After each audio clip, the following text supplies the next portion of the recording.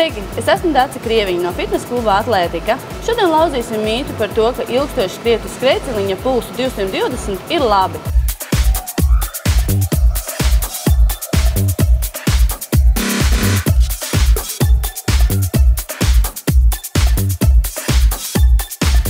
Mēs sākam ar to, ka mēs nospiežam starta pogu. Galvenais, kam mēs pievēršam uzmanību, ir ātrumam un sirds ritmam.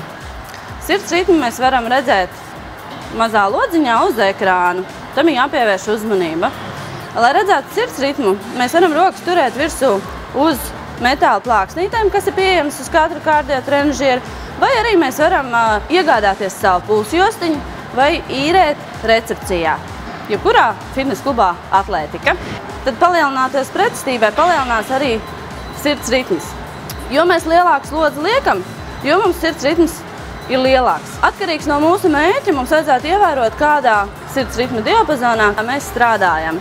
To mēs varam redzēt kardiotrenažieros uz pieejamās tabuliņas. Tabulā mēs varam redzēt vecumu un ieteicamo pulsu, ar kuru mums strādāt. Ja gadījumā šo tabulu mēs nevaram atrast trenažieru zālē, mēs paši varam izrēķināt savu maksimālo pulsu 220 mīnus gadi.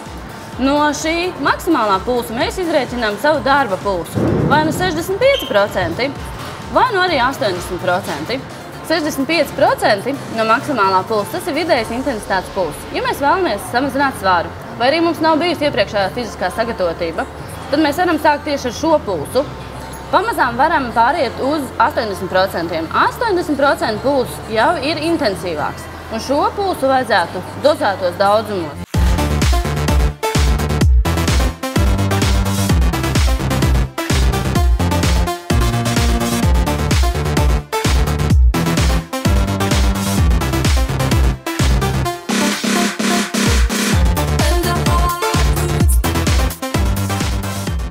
Arī šo mītu esam lauzuši, jo ir jāsako līdzi savam pulsam atkarībā no mērķa.